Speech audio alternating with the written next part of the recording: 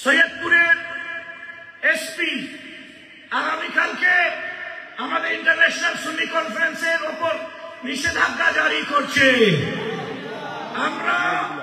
আমরা এটা অনতিবিলম্বে চিফ অ্যাডভাইজারের দৃষ্টি আকর্ষণ করছি। খোদার কসম, আমরা নবীজির জন্য জান দিতে প্রস্তুত আছি। নবীজির জন্য জান দিতে প্রস্তুত আছি এবং যদি প্রয়োজন পড়ে সবার আগে আগামীকালকে আমাকে আরেস্ট করো, আমরা প্রোগ্রাম করব। সৈয়দপুরের জনগণ দাঁড়িয়ে যাও বাতিলের বিরুদ্ধে।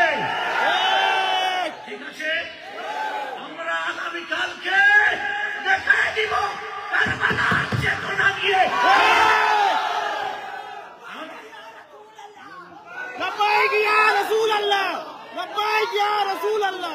এবং আরেকটা প্রশ্ন করছি ডক্টর ইউনূস সাহেব,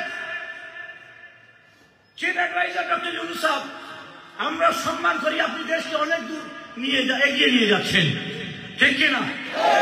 এগিয়ে নিয়ে যাচ্ছেন, কিন্তু এই আপনি বলেছিলেন যে ইসলামী প্রোগ্রামে কোনো অনুমতি লাগবে না।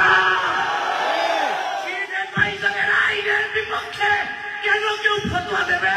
আর এটা আমরা মেনে নেব না। আমাদের ডক্টর ইউনূসকে বলছি, আমরা সবাই আপনাকে ভালোবাসি। অনতিবিলম্বে সৈয়দ নীলফামারী এসপি, আমার মনে হয় এদের কাছে কোনো ডকুমেন্ট নাই যে আমি বিগত সরকারে বিগত পার্টির কোন ইয়েতে ছিলাম, কোন এক লিডারশিপে ছিলাম না। 10 লক্ষ টাকা চ্যালেঞ্জ দিচ্ছি, কেউ যদি প্রমাণ করতে পারে 1 সেকেন্ডের জন্য কোন পার্টির আমি সদস্য হয়েছি। আর মজার বিষয় হচ্ছে উনি বলছেন 14 তারিখ ব্যতীত আপনি 15 তারিখে করলে আমাদের কোনো বাধা নাই। শুনুন ঘটনা, শুনুন, সৈয়দপুরবাসী সহ সবাই শুনে নাও। ঢাকাতে ইন্টারন্যাশনাল কনফারেন্স হয়েছে, সৈয়দপুরে হয়েছে, রংপুরে হচ্ছে, ঢাকাতে হয়েছে, দিনাজপুরে হয়েছে, রংপুরে হচ্ছে। আপনার সৈয়দপুর কি বাংলাদেশের সীমানার বাইরে? এক দেশে এক আইন চলবে। আমি গ্রেফতারি দিতে প্রস্তুত আছি। আমাদের চিফ অ্যাডভাইজার, ওনাকে বলতেছি অনতিবিলম্বে এরা যারা বিরোধিতা করছে, এরা বিগত 16 বছর সরকারের 5,000 গোলামি করেছে, বেতন নিয়েছে, সরকারি গাড়ি নিয়েছে, ওদের অবৈধ কাজকে বৈধ করেছে। আমাদেরকে খেপাইও না। আমার ছাত্ররা সমন্বয়ক, এরা জুলাইয়ে রক্ত দিয়েছে। আমরা কারবালাওয়ালারা আমরা রক্ত দিয়েছি, প্রয়োজনে রক্ত আরো রক্ত। আবার বলছি স্বরাষ্ট্র উপদেষ্টাকে, এই নীলফামারীর এসপি সাহেব এবং সৈয়দপুরের ওসি সাহেবকে অনতিবিলম্বে সেই ডিস্ট্রিক্ট থেকে সরাতে হবে। আপনারা সাপোর্ট করুন, ঠিক কিনা? সরাতে হবে। ইসলামের কাজে বাধা আমরা মানব না।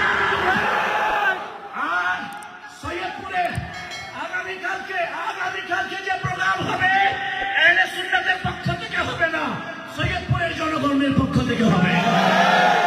এবং যারা আমার কথা শুনছেন সবাইকে বলবো, দ্রুত চলে আসুন। আগামীকালকে রাত্রে প্রোগ্রাম, আমরা গ্রেফতারি দেব, তবুও প্রোগ্রাম করে ছাড়ব। ঠিক আছে। আবার বলছি, এদেশ এখানে ভারতের দালালি চলবে না, ইসরায়েলের দালালি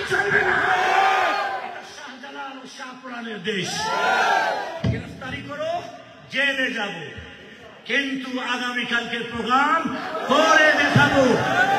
আমাদের ট্যাক্স দিয়ে তোমরা বেতন নাও, কত মানুষকে খুন করেছো, হত্যা করেছো, এখন ইসলামের প্রোগ্রাম হতে দেবে না। এইটা সৈয়দপুরে তো আল্লাহ তাআলার কিষান, একটাও কথা বললে বলা নাই। কালকে আমরা আগামীকালকে যত যত ঘোষণা মানো নামাও, আগামীকালকে ইনশাআল্লাহ সুন্নি ইন্টারন্যাশনাল কনফারেন্স হবেই হবে।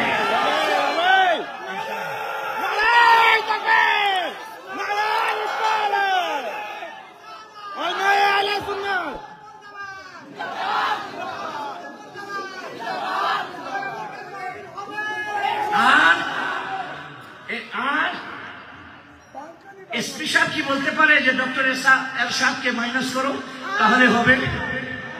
উনি কোন লিডার, কোন দল করে উনি?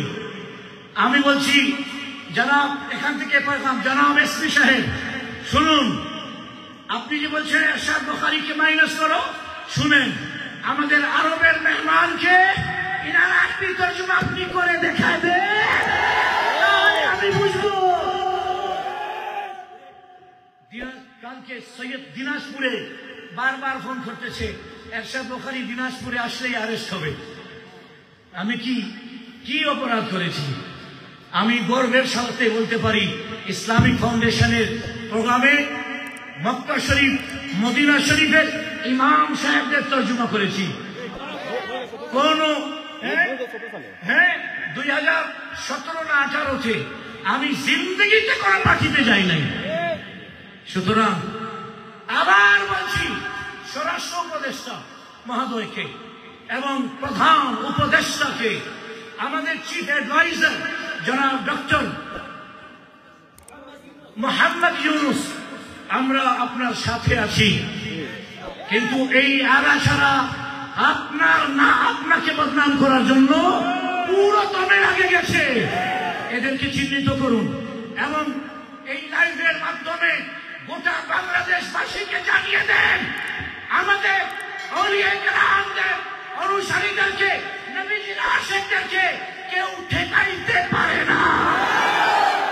রক্ত দিয়েছি কারবালাতে, রক্ত দিয়েছি উহুদে, প্রয়োজনে আরো রক্ত দেব ইনশাআল্লাহ। বলেন আপনারা এখান থেকে সৈয়দপুরে যাবেন,